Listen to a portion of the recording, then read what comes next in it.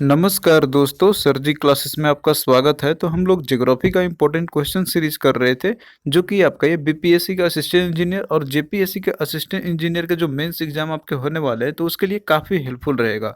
तो इसके पहले हमने 2 सीरीज इसके ऑलरेडी हमने कर लिए हैं, तो जिन लोगों ने उसको नहीं देखा है तो आप लोग उसको देख लेना। डिस्क्रिप्शन बॉक्स में लिंक आपको इसका मिल जाएगा। तो ये सीरीज आपका एग्जाम तक चलता रहेगा, तो इससे आपको काफ़ी बेनिफिट मिलेगी, क्योंकि इसमें देखिए हम एडिशनल और भी इससे रिलेटेड जो टॉपिक्स रहता है तो उनसे रिलेटेड और भी चीज़ें आपको हम बताते रहते हैं। तो आप लोग जो है ये सब देखते चलना। और ज्योग्राफी का यदि आपको कंप्लीट पूरा लेक्चर्स देखना है तो इसका हमने ऑलरेडी एसएससी जेई के लिए बना दिया है, तो आप लोग उसको भी देख सकते हैं। तो वो आपको काफ़ी ज़्यादा हेल्पफुल रहेगा एग्जाम के लिए। और देखिए करंट अफेयर्स का भी जो पीडीएफ है वो हमने ऑलरेडी प्रोवाइड कर दिया है जेपीएससी के लिए। असिस्टेंट इंजीनियर का जो मेंस एग्जाम आपका होने वाला है, तो आप उसको जो है फॉलो कर सकते हैं। और साथ में जो इंग्लिश का भी है, तो वो भी हमने इंपॉर्टेंट क्वेश्चन सीरीज उसका जो प्रीवियस ईयर में पूछे गए थे, तो उसका भी हमने कराया हुआ है। तो इन सभी का जो है डिस्क्रिप्शन बॉक्स में लिंक आपको मिल जाएगा। तो चलिए स्टार्ट करते हैं हम लोग आज का सेशन। तो यहाँ पे देखिए 21वें नंबर का क्वेश्चन है। 20 क्वेश्चन हमने ऑलरेडी डिस्कस कर लिए थे 2 सेट में। तो क्वेश्चन है कि the lion tailed macaque is naturally found in. तो देखिए ये एक प्रजाति है, ये जैसे कि एक मंकी का ही एक प्रजाति है ये, जो कि आपको ये लायन जैसा दिखता है। इसका सिर आप देखिएगा तो ये लायन जैसा आपको दिखेगा और इसका टेल होता है। तो ये जो है नेचुरली इंडिया में कहाँ पे ये पाया जाता है, यानी कि नेचुरली इसका हैबिटेट कहाँ पे है। तो इसका देखिए आंसर आपका होगा ऑप्शन बी, वेस्टर्न घाट्स हो जाएगा इसका। तो मेजरली देखिए जो वेस्टर्न घाट्स है, तो ये और बहुत सारे इंडियन स्टेट्स में फैला हुआ है। जैसे कि आप इधर अगर कोस्टल स्टेट की अगर बात करते हैं, तो वेस्टर्न घाट आपका जैसे वेस्टर्न साइड जो है इंडिया का इधर का पोर्शन जो है, तो इधर में ये फैला हुआ है। तो वेस्टर्न घाट जो है आपका, तो ये बेसिकली जैसे तमिलनाडु, कर्नाटक, केरल है, तो मेजरली इन 3 इंडियन स्टेट्स में ये है। तो इस 3 स्टेट में तो मेजरली केरल का जो पोर्शन है, तो वहाँ पे अधिकतर ये रीजन में आते हैं जो लायन टेलमोका, वहाँ पे नेचुरली हैबिटेट में ये पाए जाते हैं। तो ये आपका जैसे एक मतलब कि शेर जैसा ही ये दिखता है, लेकिन ये है मंकी का ही एक प्रजाति है। तो ये आप लोग याद रखना, इसका जो नेचुरल हैबिटेट है, तो ये वेस्टर्न घाट में पाए जाते हैं। फिर देखिए अगला क्वेश्चन है कि which one of the following pairs is not correctly matched.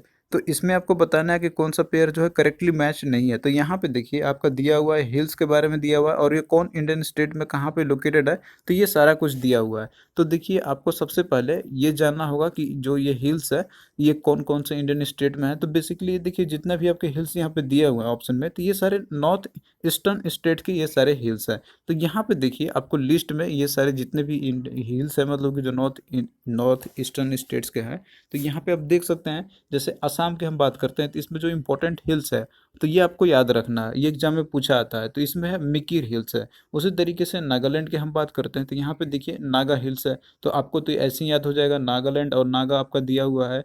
तो ये चीज़ आप लोग ऐसे ही याद कर सकते हैं। उसके बाद देखिए मेघालय है। फिर तो मेघालय में यहाँ पे 3 मेजर हिल्स है। एक आपका है खासी हिल्स हो गया, दूसरा जयंतिया हिल्स हो गया, और तीसरा गैरो हिल्स है। तो इसको आप एक कंबाइनली याद कर लेना, यहाँ पे गैरो, खासी और जयंतिया। तो ये तीनों जो हिल्स है, तो ये मेघालय में आपके स्थित है। उसी तरीके से मिजोरम की हम बात करते हैं, तो यहाँ पे देखिए लुसाई हिल्स, या फिर इसको मिजो हिल्स ही हम लोग बोलते हैं। तो ये तो आपको ऐसे ही याद हो जाएगा। उसके बाद देखिए जो अरुणाचल प्रदेश में जो इंपॉर्टेंट हिल्स है जितने भी, और इनसे आपके क्वेश्चन बराबर पूछे जाते हैं। तो यहाँ देखिए पहला आपका हो गया डफला हिल्स, दूसरा है मिसमी हिल्स, तीसरा है मिरी हिल्स, चौथा है एबोर हिल्स, और पांचवा है पटकाई हिल्स है। तो ये जो है मेजरली आपके नॉर्थ ईस्टर्न स्टेट्स के ये मेजरली हिल्स है। तो इनसे क्वेश्चन पूछा ही जाता है, तो आप लोग इसको याद रखना। अब यहाँ पे देखिए आपका दिया हुआ था ऑप्शन में मिरी हिल्स है, तो ये तो आपका अरुणाचल प्रदेश में है ही।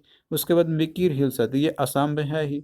उसके बाद लुसाई हिल्स है, तो ये लुसाई हिल्स इसको जैसे मिजो बोलते हैं, मिजो हिल्स भी बोलते हैं, मतलब कि मिजोरम में तो है ही। लेकिन यहाँ पे जो एबोर हिल्स आपका दिया हुआ त्रिपुरा दिया हुआ है, तो यही इसका रॉन्ग मैच किया हुआ है, क्योंकि जो एबोर हिल्स है, तो ये अरुणाचल प्रदेश में है, जैसा कि आपने लिस्ट में देखा था। तो यही क्या है, करेक्टली मैच्ड आपका पेयर जो है नहीं है। तो राइट आंसर इसका ऑप्शन डी हो जाएगा। तो आपको जो है हिल्स कौन से इंडियन स्टेट में लोकेटेड है, तो वो आपको याद रखना है। और ये चीज़ हमने काफ़ी अच्छे से बताया हुआ है, जो कि ज्योग्राफी का सेशन हमने कराया है आपका एसएससी जेई के लिए। फिर देखिए अगला क्वेश्चन है कि the climate of India is mainly tropical because of the. तो इंडिया का जो मेजरली जो क्लाइमेट है, तो वो ट्रॉपिकल है। तो ये किस कारण से है।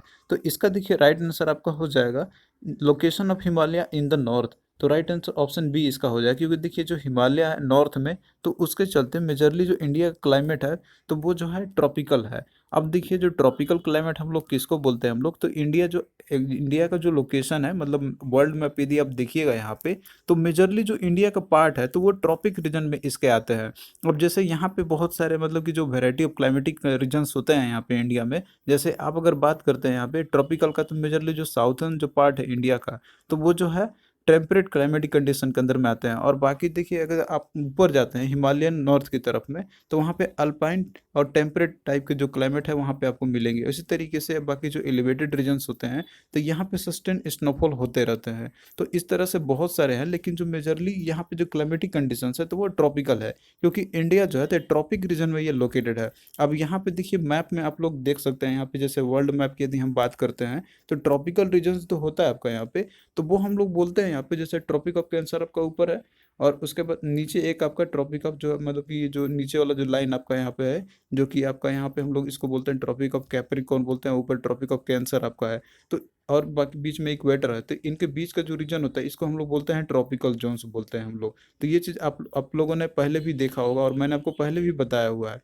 और बाकी इसके ऊपर का रीजन होता है आपका जो 30 डिग्री से लेकर 60 डिग्री के बीच में जो नॉर्थ का रीजन हो गया, उसी तरीके से आपका जो यहाँ पे 30 से 60 के मतलब अप्रोक्सीमेटली है ये, इसके बीच का जो रीजन होता है इसको हम लोग बोलते हैं टेम्परेट जोन बोलते हैं हम लोग। तो ये जो मतलब कि इतने बीच में जो आते हैं लेटिट्यूडनल एक्सटेंट जो है, तो इनको बोलते हैं हम लोग टेम्परेट जोन बोलते हैं हम लोग। और उसके ऊपर का जो जोन है तब वो सब पोलर जोन हो जाएगा, ऊपर का आपका जैसे नॉर्थ साउथ पोलर जोन हो गया और नीचे साउथ पोलर जोन आपका हो गया। तो ये चीज़ आप लोग जो है वर्ल्ड मैप के जो होते हैं तो उसके थ्रू आप बता सकते हैं। तो इंडिया देखिए तो मेजरली इस रीजन में लोकेटेड है, तो आप देख रहे हैं ना कि ये जो है ट्रॉपिकल जोन्स के अंदर में आते हैं अधिकतर केस, अधिकतर हिस्से। तो इसीलिए इंडिया में जो है मैक्सिमम जो पोर्शन है मतलब कि जो क्लाइमेटिक कंडीशन है इंडिया का, तो वो ट्रॉपिकल है। और ये इस कारण से भी है कि यहाँ पे हिमालय है नॉर्थ में, तो इसके चलते है। तो आई होप कि अब सारा चीज़ जो है आप लोग अब समझ गए होंगे। फिर अगला क्वेश्चन देखिए कि Asiatic wild ass is naturally found in, तो देखिए एशियाटिक वाइल्ड एस ये जो है ये भी एक तरीके की प्रजाति होते हैं एस के। तो ये जो है नेचुरली मतलब अगर इंडिया में बात करते हैं तो ये रैन ऑफ कच्छ में ये पाए जाते हैं। तो देखिए जो रैन ऑफ कच्छ है तो ये एक इंडिया का एक वाइल्ड एस सेंचुरी है यहाँ पे, जिसको कि हम लोग वाइल्ड एस सेंचुरी भी हम लोग बोलते हैं। तो ये जो है रैन ऑफ कच्छ में ये लोकेटेड है, जो कि आपका ये गुजरात स्टेट में लोकेटेड है। और इसका देखिए जो वाइल्ड लाइफ सेंचुरी जो ये स्टेब्लिशमेंट किया गया है, तो ये 1972 में यह बनाया गया है इसको, जो कि वाइल्ड लाइफ प्रोटेक्शन एक्ट पास की गई थी 1972 में, तो उसी समय जो है इसको बनाया गया था, एस्टेब्लिशमेंट की गई थी इसकी। तो आप लोग इसको याद रखना, और किस तरीके से जो वाइल्ड लाइफ होते हैं फिगर यहाँ पे आप देख सकते हैं। फिर नेक्स्ट क्वेश्चन देखिए कि the hill stations in ascending order of their heights are. अब यहाँ पे देखिए आपको हिल स्टेशन को अरेंज करना असेंडिंग ऑर्डर ऑफ हाइट्स में। तो हाइट्स मतलब कहने का ये हो गया कि अब जैसे इंडिया का आप लेटिट्यूडनल एक्सटेंट अगर आप देखते हैं तो ऊपर से यदि आप नीचे जाते हैं यहाँ पे, तो आपको बताना है कि जो हिल स्टेशन जो भी है यहाँ पे इसमें दिए गए हैं आपके, तो वो उनका हाइट असेंडिंग ऑर्डर बताना है। मतलब कि जो सबसे लास्ट में आपका होगा तो वो सबसे ऊंचा मतलब कि जो लोकेशन पे होगा लेटिट्यूडनल एक्सटेंट पे, तो वो लास्ट में आपका होगा असेंडिंग ऑर्डर में आपको, यानी कि छोटे से बड़ा आपको चलना है इसमें। तो अगर आप फिगर में आप देखते होंगे इसको अच्छे से, इंडिया मैप अगर आपको अच्छे से याद होगा कौन कौन मेजर शहर कहाँ पे है, तो उस तरीके से आप इस क्वेश्चन को आराम से कर लीजिएगा। अब ऑप्शन में देखिए इसमें आपका दिया हुआ दार्जिलिंग, श्रीनगर, लेह और शिमला, तो ये सारे चीज़ जो है आपके चारों ऑप्शन में यही दिया हुआ है। लेकिन इसमें आप मैप में देखिएगा तो सबसे लास्ट में आपको ले होना चाहिए, क्योंकि ये जो है सबसे हाईएस्ट एलिवेटेड पोजीशन पे है ये। उसके बाद आपका श्रीनगर होना चाहिए, मतलब कि जो अगर मतलब उसके डिसेंडिंग ऑर्डर में हम बात कर रहे हैं यहाँ पे। और उसके बाद फिर आपका जैसे होगा आपका इसमें दिया हुआ है शिमला का दिया हुआ है, और उसके बाद आपका दार्जिलिंग है। तो ये दार्जिलिंग आपका सिंध के वेस्ट बंगाल में इधर पोर्शन आपको ये मिलेगा। तो सबसे पहले देखिए आपका क्या आएगा, दार्जिलिंग आएगा। उसके बाद फिर शिमला देखिए आपका यहाँ पे है। फिर नेक्स्ट पोजीशन पे आपका आएगा, यहाँ पे आपका आएगा श्रीनगर, और उसके बाद फिर ले आपका आएगा। तो इस तरीके से ऑप्शन 2 इसका हो जाएगा। तो देखिए इस तरीके का क्वेश्चन को करने के लिए आपको जो है लोकेशन पता होना चाहिए कि वो कौन सा मतलब लेटिट्यूडनल एक्सटेंस पे कितना है और कौन सा स्टेट कहाँ पे है। तो इसके बेसिस पे भी आप लोग कर सकते हैं क्वेश्चंस को, इसको रटने की ज़रूरत नहीं है। बस आपको मैप में याद होना चाहिए कि पर्टिकुलरली ये कौन सा इंडियन स्टेट में है और वो इंडियन स्टेट मतलब कि कहाँ पे लोकेटेड है। तो इस तरीके से आप इस क्वेश्चन को आराम से कर सकते हैं। फिर अगला देखिए क्वेश्चन आपका है इसमें आपका 26वें नंबर का है कि which of the following states has the longest coast coastline यहाँ पे आपका होगा। तो कोस्ट लाइन, तो क्यों कोस्ट लाइन जो है तो सबसे ज़्यादा किसका है, कौन सा इंडियन स्टेट का है? तो ऑप्शन में देखिए दिया हुआ महाराष्ट्र, गुजरात, आंध्र प्रदेश और उड़ीसा। तो इसका देखिए राइट आंसर ऑप्शन बी आपका हो जाएगा, गुजरात है। तो देखिए जो कोस्ट लाइन जो भी है, इसके बारे में मैंने आपको ऑलरेडी पढ़ाया हुआ है, ज्योग्राफी का जो सेशन हमने स्टार्ट किया हुआ था वहाँ पे। तो वहाँ पे आप लोग इसको अच्छे से देख सकते हैं। हालांकि आप यहाँ पे और एक बार आप देख लीजिए यहाँ पे। तो इंडियन स्टेट जो भी मतलब कि कोस्टल स्टेट्स हैं, तो टोटल ऐसे 9 इंडियन स्टेट्स है। तो जिसमें कि आपका इसमें कुछ जैसे वेस्ट कोस्टल स्टेट है और कुछ ईस्ट कोस्टल स्टेट्स है, टोटल मिला जुला के आपके। तो इस तरीके से टोटल जो है आपके 9 है। तो जो अगर हम बात करते हैं वेस्टर्न कोस्टल स्टेट की, जो कि वेस्टर्न साइड में लोकेटेड है, तो इसमें से आपका सबसे पहले ऊपर स्टार्ट करता है इधर से, तो गुजरात हो गया, उसके बाद महाराष्ट्र आपका हो गया, फिर उसके बाद अब गोवा है, फिर कर्नाटक है, केरल है। और वहीं इसी तरीके से आप ईस्टर्न कोस्टल स्टेट्स की अब बात करते हैं, तो ऊपर से आप देखिए इधर से तो वेस्ट बंगाल आपका रहेगा, उसके बाद फिर उड़ीसा है, फिर आंध्र प्रदेश है, और उसके बाद फिर तमिलनाडु है, जो कि आप फिगर में आप देख सकते हैं। अब देखिए इसमें थोड़ा सा अरेंज करने के लिए भी आपको दे दिया जाता है कि अगर आप वेस्ट कोस्टल स्टेट जितने भी हैं इंडिया के, तो इनका अगर मान लीजिए कि आप ऊपर से नॉर्थ से साउथ का अगर आप आते हैं, तो इनको अरेंज करने के लिए दिया जाएगा। तो सबसे पहले आपको गुजरात आएगा, फिर महाराष्ट्र आएगा, फिर गोवा, कर्नाटक और केरल आपका आएगा। तो इस ऑर्डर में आपको अरेंज करने के लिए भी दे दिया जाता है क्वेश्चन। तो आप लोग इस पे भी ध्यान देना। उसी तरीके से यदि आप ईस्टर्न कोस्टल स्टेट की यदि हम बात करते हैं, तो सबसे पहले वेस्ट बंगाल, उड़ीसा, आंध्र प्रदेश और फिर तमिलनाडु। तो इस तरीके से जो है आपको अरेंज करना होगा इनको। और टोटल जो कोस्टल लाइन है इंडिया का, टोटल मिला जुला के, तो वो लगभग 7516 किलोमीटर की है इसमें। तो ये चीज़ आप लोग ध्यान देना। अब यहाँ पे स्टेट्स की यदि हम बात करते हैं, कि जैसे अगर आपका अरेंज करने की बात कहा जाए, तो सबसे ज़्यादा जो कोस्टल कोस्टल लाइन है इसका, जो सबसे मतलब कि सबसे ज़्यादा लॉन्गेस्ट किलोमीटर की लेंथ की यदि हम बात करते हैं, तो वह है गुजरात आपका है। तो आप यहाँ पे देख सकते हैं इसका जो एक्सटेंट है, मतलब ये पूरा लंबा है इस तरीके से। तो ये सबसे ज़्यादा मतलब 7516 किलोमीटर की जो लेंथ है, तो उसमें सबसे मैक्सिमम गुजरात का आता है कोस्टल स्टेट। तो ये आपका नंबर 1 पे आएगा। उसके बाद फिर आंध्र प्रदेश, तमिलनाडु और फिर महाराष्ट्र आपका आएगा। फिर इसके साथ साथ में कुछ यूनियन टेरिटरीज भी है, जो कि कोस्टल स्टेट से लगे हुए, जैसे आपका दमन एंड दीव, और उसके बाद आपका फिर पुडुचेरी भी आपका आता है इसमें। और उसके बाद फिर जैसे आइलैंड टेरिटरीज भी है इसमें, अंडमान निकोबार आइलैंड जो कि बे ऑफ बंगाल में आपका है, और उसके बाद लक्षद्वीप आइलैंड जो कि अराबियन सी में है। बट आप लोग स्टेट्स वाला जो है इंडियन स्टेट का अगर पूछा जाएगा, तो आपको गुजरात हो जाएगा इसमें। तो ये सारा चीज़ आप लोग याद रखना। और अगर स्मॉलेस्ट इंडियन स्टेट का अगर आपसे पूछा जाए कि जो कोस्टल लेंथ है उसकी, तो वो है आपका गोवा हो जाएगा। तो आप फिगर में भी देख सकते हैं इसको। फिर नेक्स्ट क्वेश्चन देखिए कि which of the following monsoons account for most of the rainfall in India. तो इंडिया में कौन सा मानसून है कि जो सबसे ज़्यादा रेनफॉल होती है जिसके चलते? तो इसका देखिए राइट आंसर आपका हो जाएगा साउथ वेस्ट मानसून, यानी कि ऑप्शन बी आपका हो जाएगा। तो ये चीज़ हमने आपको बताया भी था कि जो साउथर्न पार्ट, यानी कि जैसे देखिए वर्ल्ड मैप में आप देखते होंगे, या इंडिया का मैप आप लोग देखे होंगे वहाँ पे अच्छे से। तो साउथर्न पार्ट नीचे है, और उसके बाद जो वेस्टर्न साइड इधर की बात करते हैं, जो कि आपका इधर अराबियन सी है। तो इधर से जो भी मॉइस्चर जो मतलब रहते हैं, जो एयर का प्रेशर जो राइज होती है, तो अपने साथ मॉइस्चर लाती है। तो उसके चलते ही इंडिया में सबसे ज़्यादा बारिश होती है। तो इसके रीजन है आपका साउथ वेस्ट मानसून। तो साउथ वेस्ट मानसून है, जैसे कि ये समर सीजन में मोस्टली ये होती है, एंड में समर सीजन जब एंडिंग पोजीशन पे अपने होती है, तो उस समय ये सेट होती है। और इसी के चलते जो इंडिया में सबसे ज़्यादा बारिश होती है, लगभग 75% जो बारिश जो होती है इंडिया में रेनफॉल, तो वो इसी समय में होती है, जो कि आपका साउथ वेस्ट मानसून की चलती है। और इसका जब रिट्रीट होता है, यानी कि जब नॉर्थ ईस्ट का जो विंड जब डायरेक्शन चेंज होता है पैटर्न, तो उस समय फिर बे ऑफ बंगाल से इधर से मॉइस्चर जो है अपने साथ लाती है, तो फिर वो रेनफॉल रिमेनिंग एरियाज में होते हैं। तो ये दो पैटर्न है मतलब रेनफॉल इंडिया में। तो मोस्टली जो यहाँ पे रेनफॉल होती है इंडिया में, तो वो है साउथ वेस्ट मानसून के चलते। तो ये चीज़ मैंने आपको इसके कॉन्सेप्ट के बारे में बताया था कि क्यों होता है। तो ये चीज़ आप लोग देख सकते हैं ज्योग्राफी वाला जो लेक्चर है हमारा। तो इसका आंसर आपका ऑप्शन बी हो जाएगा। फिर अगला क्वेश्चन देखिए कि in India coral reef formation are found in. तो इंडिया में जो कोरल रीफ का जो फॉर्मेशन होता है, तो ये आपको कहाँ कहाँ पे मिलेंगे? तो इसमें देखिए ऑप्शन में दिया आपका gulf of Mannar, gulf of Kutch, Andaman and Nicobar, Lakshadweep islands है। तो देखिए जो कोरल रीफ्स होते हैं, तो ये एक अंडर वाटर इकोसिस्टम होते हैं। तो जिनका कि ये कोरल बिल्डिंग, आपको कोरल मतलब कि जो रहते हैं इस तरीके से, तो ये आपको एक लगातार एक सीरीज में ही मिलेंगे, और ये लंबा लंबा बनते एक तरीके से ये सीरीज बनता है इनका। तो कोरल रीफ क्या होते हैं, तो ये चीज़ मैंने आपको ऑलरेडी बताया भी है। तो ये जहाँ भी मैरिन होते हैं, यानी कि जो भी आइलैंड्स है, तो उसके अगल बगल जो भी एरियाज रहते हैं, तो वहाँ पे आपको कोरल रीफ देखने को मिलेंगे ही मिलेंगे। तो इंडिया में जितने भी आइलैंड्स है, जो भी आइलैंड्स है, तो वहाँ पे हर जगह आपको ये देखने को मिलेंगे। तो जैसे इसमें आपको गल्फ ऑफ मन्नार दिया हुआ है, गल्फ ऑफ कच्छ आपका दिया हुआ है, अंडमान एंड निकोबार आइलैंड आपका दिया हुआ है, और लक्षद्वीप इसमें अंडमान निकोबार है, उसको लक्षद्वीप आइलैंड है। तो सभी जगह जो है कोरल रीफ पाए जाते हैं, फॉर्मेशन मतलब कि इनकी होती है। तो राइट आंसर इसका option all of the above का हो जाएगा, 1 2 3 एंड 4 आपका हो जाएगा। केवल एक ही जगह नहीं रहती है ये, इस हर जगह आपको ये देखने को मिलेंगे। तो राइट आंसर इसका ऑप्शन डी आपका हो जाएगा। नेक्स्ट क्वेश्चन देखिए कि which one among the following rivers does not flow into the Bay of Bengal.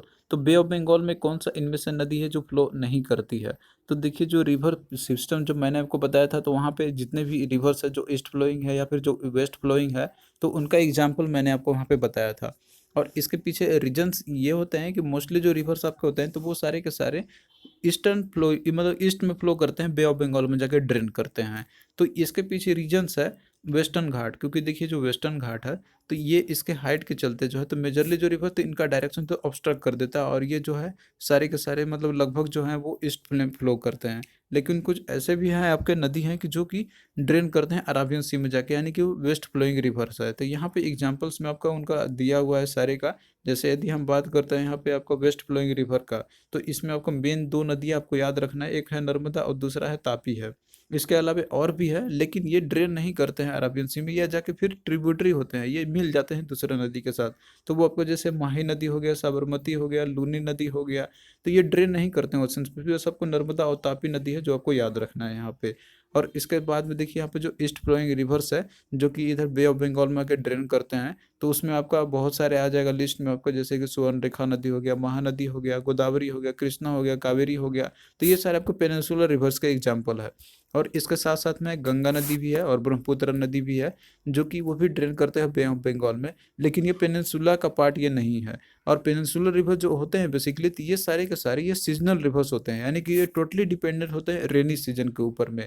अगर बारिश अच्छी होगी तो इनमें वाटर रहेगा, और मोस्टली देखिए गर्मी के दिनों में जाते लगभग ये नदियाँ सूख जाती है, उस समय इनमें पानी नहीं रहती है, तो ये पूरी तरीके से सीजनल होते हैं, तो ये रेन फीड रिवर होते हैं इस तरीके से। तो आप लोग इनको याद रखना। अब यहाँ पे देखिए एग्जाम्पल आपने देख लिया वेस्ट फ्लोइंग रिवर का और ईस्ट फ्लोइंग रिवर का, तो उनमें से आपका नर्मदा और तापी है जो कि आपका एग्जाम्पल है इसका बेस्ट फ्लोइंग रिवर के। और साथ में ये जो है तो ये ट्रिब्यूटरी है बाकी, और माही और साबरमती और लूनी नदी जो है। अब इनमें देखिए जो एक क्वेश्चन आपको ये भी पूछा जाता है कि कौन सा दो नदी हैं कि जो जो कि डेल्टा फॉर्मेशन नहीं करते हैं, तो वो आपका नर्मदा और तापी हो जाएगा। तो ये जो है स्तूरी का निर्माण करते हैं, स्तूरी फॉर्मेशन करते हैं ये। और ये जो है तो रिफ्ट वैली से फ्लो करते हैं, यानी कि ये दरार घाटी से फ्लो करते हैं, जैसे कि आप यहाँ पे देख सकते हैं, आपको लगेगा कि बीच में दरार है, और उसी से ही ये मतलब उसी तरीके से रीजन से ये फ्लो करते हैं। तो ये सारा पॉइंट आप लोग याद रखना। अब यहाँ पे देखिए जो क्वेश्चन आपसे पूछा गया था, क्वेश्चन आपका पहला इसमें जो आपका यहाँ पे देखिए पूछा गया था कि which river does not flow into the Bay of Bengal. तो इसमें आपका देखिए महानदी दिया हुआ है, तो ये भी जो है बे ऑफ बंगाल में जाकर ड्रेन करती है, यानी कि ईस्ट फ्लोइंग रिवर है। कावेरी नदी भी आपका है, गोदावरी नदी भी है, लेकिन जो ताप्ती नदी है तो ये जो है वेस्ट फ्लोइंग रिवर है, ये जाके अराबियन सी में ड्रेन करती है। और इसके साथ में नर्मदा नदी भी है। तो ये दो एग्जाम्पल आपको याद रखना है, तो इसमें ऑप्शन सी आपका राइट आंसर हो जाएगा, ताप्ती नदी। फिर अगला देखिए कि which group of the reverse forms delta. तो डेल्टा इनमें से कौन सा ग्रुप ऑफ रिवर जो है वो जो बनाती है। तो देखिए डेल्टा जो होता है तो एक पैटर्न होता है इनका, ट्रायंगुलर शेप का ये बनाते हैं जब ये मतलब कि जब ये लार्ज पोजीशन पे होते हैं, मतलब कि अंतिम स्टेज पे होते हैं, जब वो समुद्र में मिलने के लिए होते हैं, तो उस समय जो है इनकी जो चौड़ाई होती है वो फैल जाती है, और इनका जो लगभग शेप होता है तो वो ट्रायंगुलर शेप का हो जाती है। तो डेल्टा जो आपका है मतलब जो निर्माण करते हैं तो वो सारे रिवर्स होते हैं, लेकिन जो नर्मदा और जो ताप्ती नदी है तो वो डेल्टा का निर्माण नहीं करते हैं ये। तो इसमें देखिए नर्मदा नदी आपका जहाँ भी होगा तो वो तो ऑप्शन आपका ऐसे ही नहीं होगा। तो इसमें देखिए ऑप्शन ए में भी नर्मदा दिया हुआ, ऑप्शन बी में भी नर्मदा दिया हुआ आपका, और ऑप्शन डी में भी आपका नर्मदा दिया हुआ है। तो ये तो ऑप्शन तो आपका ऐसे एलिमिनेट आपका हो गया, तो बच गया आपका ऑप्शन सी। तो ये आपका क्या होगा, ये सारे जो रिवर्स है डेल्टा का निर्माण करते हैं। तो आप लोग इस तरह से भी बना सकते हैं क्वेश्चंस को। और बाकी देखिए जैसे गोदावरी है, कावेरी है और महानदी है, तो ये सारे डेल्टा का निर्माण करते हैं। तो जब ये समुद्र में मिलते हैं तो उससे पहले जो है तो इनकी चौड़ाई ज़्यादा हो जाती है और ट्रायंगुलर शेप का ये बनाते हैं, तो उसी को हम लोग डेल्टा बोलते हैं। तो ये सारा कुछ हमने आपको ऑलरेडी बता दिया है। और जो ग्रेटेस्ट जो डेल्टा है जो बनता है आपका, तो वो है गंगा और ब्रह्मपुत्रा का जो डेल्टा जो बनती है वहाँ पे जो सुंदरबन जो रीजन है, तो वो इसका बेस्ट एग्जाम्पल आपका है, जो कि दुनिया के सबसे बड़ी डेल्टा का निर्माण करती है। तो थैंक यू दोस्तों, आपको कैसा लगा ये लेक्चर आप लोग कमेंट करके ज़रूर बताना। और इसी तरीके से जो है हम लोग ज्योग्राफी का जो सेशन है आगे भी कंटिन्यू करते रहेंगे क्वेश्चंस के थ्रू, जिससे कि आपका जो है अच्छे से रिवीजन भी हो जाए और आपका टॉपिक्स भी जो है इसी से क्वेश्चन से ही आपका जो तैयारी हो जाएगा। तो चलिए फिर मिलते हैं आपसे नेक्स्ट वीडियो में, तब तक के लिए बाय।